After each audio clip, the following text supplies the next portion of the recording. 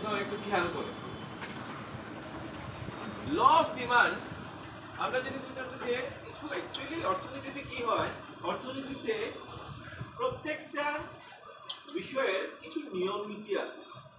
তো চাহিদা কোন নিয়ম বা বিধি বা লর উপর ভিত্তি করে পরিচালিত হয়, ওইটা যদি আমরা দেখি, ওই নিয়মটা যদি আমরা দেখি, তাহলে এখানে বইয়ে পুরো ওইটা ক্লিয়ারলি এক্সপ্লেন করা আছে যে ল অফ ডিমান্ড স্টেটস হয় কি স্টেট করছে, ল অফ ডিমান্ড কি বলছে। আমরা ল অফ ডিমান্ড বলতে কি বুঝি? ল অফ ডিমান্ড বলতে আমরা বুঝি যে if other things remain constant, যদি অন্যান্য সকল জিনিস যেরকম আছে ওই রকম থাকে, স্থির থাকে, দাম বাড়লে চাহিদা কমে আর দাম কমলে চাহিদা বাড়ে। এখানে কথা আছে যে আদার থিংস রিমেইন কনস্ট্যান্ট বলতে কি বোঝায়? আদার থিংস রিমেইন কনস্ট্যান্ট বলতে আমার ইনকাম, আমার টেস্ট, যে জিনিসটা কিনতে যাচ্ছি ওই জিনিসটার যে বিকল্প বা সাবস্টিটিউট গুডস আছে ওই গুডসের দাম, ওই জিনিসগুলা যদি যেরকম আছে ওইরকম থাকে, তাইলে কোনো জিনিসের দাম বাড়লে ওই জিনিসের চাহিদা কি হয়? কমে। আবার কোনো জিনিসের দাম কমলে ওই জিনিসের চাহিদা বাড়ে। যেমন যদি আমরা একটা উদাহরণ দেখি, এক্সাম্পল, যেমন প্রাইস আর কোয়ান্টিটি ডিমান্ডেড, চাহিদা জানি কোয়ান্টিটি ডিমান্ডেড। মনে করো একটা আইসক্রিমের দাম, মনে করো একটা আইসক্রিমের দাম 1 টাকা। তো একটা আইসক্রিমের দাম যখন 1 টাকা, তখন আমি 5টা আইসক্রিম কি করি? কনজিউম করি। ঠিক এরকম দাম এখন বাড়লো, আমার চাহিদা কি হলো? আস্তে আস্তে কম। দাম আরো বাড়লো, চাহিদা আরো কম। ঠিক আছে না? ঠিক এরকম যদি এটা বাড়তে বাড়তে 4 টাকা 5 টাকা এরকম যদি হতে থাকে, তাহলে এমন একটা অবস্থা হইব যে দাম যখন 1 টাকা তখন আমার চাহিদা 5টা, কিন্তু দাম যখন 5 টাকা তখন আমার চাহিদা 1টা। আমরা সবাই জানি যে জিনিসের দাম বাড়লে, জিনিসের দাম বেশি থাকলে আমরা কি করি? কম কিনি। আবার জিনিসের দাম কম থাকলে আমরা বেশি কিনি। এই তো সিম্পল। যে জিনিসটা আমরা এতদিন আমাদের বাজারে বা যে কোনো জিনিস ক্রয় করতে আমরা দেখেছি যে যে জিনিসগুলোর দাম বেশি থাকে ওই জিনিসগুলোর চাহিদা কম হয়, আর যে জিনিসগুলোর দাম কম থাকে ওই জিনিসগুলোর চাহিদা বেশি হয়। ওইটার নামই হলো ল অফ ডিমান্ড। ওইটারই আমরা ল অফ। এখন খালি এটার মধ্যে একটা জিনিস তোমার বুঝতে লাগবে কি, other things remain constant. Other things remain constant বলতে কি বোঝায়? আদার থিংস রিমেইন কনস্ট্যান্ট বলতে আমি যে বললাম ইনকাম রিমেইন কনস্ট্যান্ট, আমার আয়, আমার উপার্জন সেম থাকতে লাগবে। যেমন একটা গল্প, উদাহরণস্বরূপ একটা গল্প, আমি বাজারে গেলাম, বাজারে যাওয়ার পর আমি দেখলাম, আমি জানি যে মাছ 1 কিলোর দাম 500 টাকা। তো যেই মাছটা আমি কিনি ওই মাছের কিলোর দাম 500 টাকা। আমার 1 কিলো লাগে, আমি পকেটে 500 টাকা নিয়ে বাজারে গেলাম, কিন্তু গিয়ে দেখলাম ওই দিন বাজারে ওই মাছটার দাম 1000 টাকা কিলো। এখন আমার কাছে 500 টাকা আছে, কিন্তু দাম 1000 টাকা, আমি কি 1 কিলো কিনতে পারবো? না। আমি যখন দাম বেশি, আমি পরিমাণ কি করব? ডিমান্ড আমার কি হবে? কম, half kilo. Clear? Half kilo.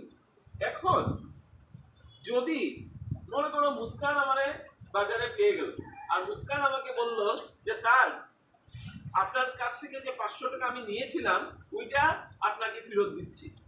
তো সঙ্গে সঙ্গে সে আমাকে 500 টাকা দিয়ে দিল, যার ফলে আমার ইনকাম আগে ছিল কত? 500, এখন কত? 1000। ইনকাম বেড়ে গেল। তো এখন দাম বেশি থাকলেও কোনো অসুবিধা নেই, কারণ যেহেতু আমার ইনকাম বেড়ে গেছে আমি কিন্তু আবার মাছ 1 কিলোই কিনবো।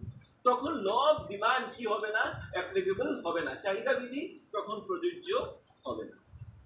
এইভাবে কথা হলো ল অফ ডিমান্ড, চাহিদা বিধি যখন কাজ করবে তখন তোমার ইনকাম বাড়তে পারবে না, স্থির থাকতে লাগবে। তোমার জিহ্বার স্বাদ, টেস্ট, প্রেফারেন্স চেঞ্জ হতে পারবে না, সেম থাকবে।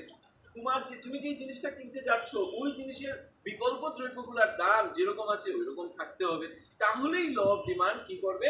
কার্যকরী হবে। মানে জিনিসের দাম বাড়লে চাহিদা কমবে, আর জিনিসের দাম কমলে চাহিদা বাড়বে। যদি আমরা এই মডেলের দিকে দেখি, দেখো সুন্দর একটা মডেল, এই মডেলের দিকে দেখি, এটা কি বোঝাচ্ছে?